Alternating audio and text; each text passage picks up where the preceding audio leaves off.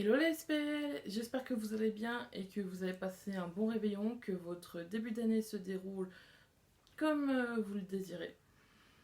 Alors aujourd'hui je vais vous présenter un livre que j'ai emprunté à la bibliothèque, comme d'habitude j'ai fouiné dans les rayons et puis oh tiens celui-là il est sympa. Donc il s'agit de L'appel du destin de Fiona McIntosh. Alors déjà pour commencer, c'est un livre en un seul tome, il n'y a pas de suite, il n'y a rien, j'ai la fin, enfin j'ai un livre avec une fin. Je commençais un peu à désespérer. Donc là, j'étais contente, au moins je savais que j'aurais la fin avec celui-là. Alors, l'appel du destin, qu'est-ce que c'est? C'est une histoire qui se passe dans un univers de fantasy médiévale. On a entre deux et trois personnages principaux, ça dépend des points de vue. Le premier, c'est Griff, c'est un jeune garçon qui travaille dans un cirque en tant que monteur de chapiteaux. Donc il est là pour monter les tentes, les structures et tout ça. Sauf que ce petit garçon, enfin ce jeune garçon, cet adolescent même, parce qu'il a 13 ans, est un peu spécial.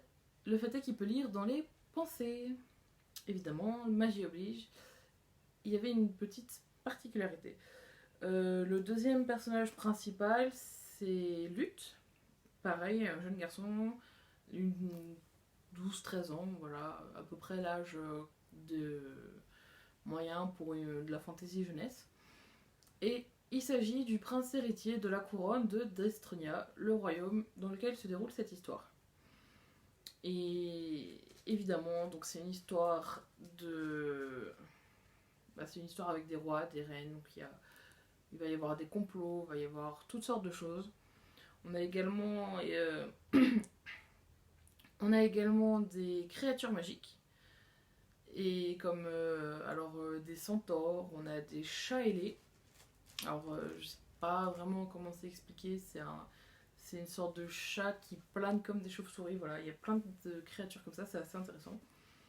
Ce que j'ai bien aimé, bon déjà c'était d'avoir la fin, voilà. Sinon, j'ai bien aimé un peu l'univers parce que c'était de la fantasy, mais en même temps on sortait un peu des clichés. Certaines des créatures n'étaient pas connues, elles étaient entièrement imaginées par l'auteur.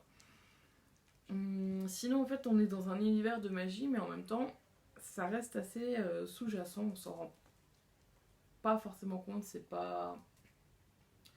On n'a pas cette impression de merveilleux qui va parfois avec les histoires.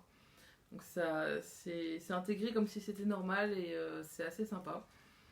J'ai bien aimé un peu les différents rebondissements qu'il y avait dans cette histoire et les différents points de vue proposés pour les personnages.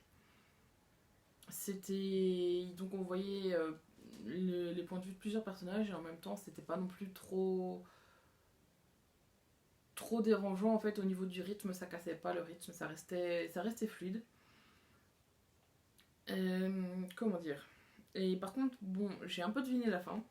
Voilà, c'est à force de lire qu'on finit forcément par avoir l'habitude et deviner la fin. Donc effectivement, mes suppositions se sont retrouvées avérées. Même si pourtant on n'avait pas spécialement d'indices dans l'histoire, c'était juste une intuition, voilà, et puis j'ai deviné la fin. C'était quand même agréable, on avait de l'humour, des personnages très intéressants, tant les méchants que les gentils, entre guillemets. C'était plutôt intéressant, j'étais contente d'avoir eu l'histoire en entier. Et j'ai découvert par hasard que j'avais sa trilogie la plus connue en e-book sur mon téléphone, voilà. J'avais pas fait le lien et puis c'est en lisant un peu la biographie, tout ça, je fais ah tiens, donc je les ai, alors je les lirai également pour me faire un avis sur une histoire en plusieurs tomes. Là évidemment le fait que ce soit en un seul tome c'est un peu plus court et difficile de mettre un univers en place. Et effectivement du coup j'ai deviné la fin aussi. Ça, après, bon bah voilà, c'est de la littérature jeunesse, il faut pas non plus avoir les mêmes critères que pour de la littérature adulte. Faut prendre en compte que ça va être principalement des enfants qui lisent, voilà. C'était quand même agréable, j'ai passé un bon moment, j'ai bien ri. Donc voilà, j'irai lire la suite Enfin, pas la suite de cette histoire-là puisqu'elle est terminée, mais ces autres livres pour me faire un avis. Donc j'espère également que ça pourra vous intéresser parce que c'était un livre quand même intéressant et distrayant. Voilà. Alors j'espère que cette vidéo vous a plu.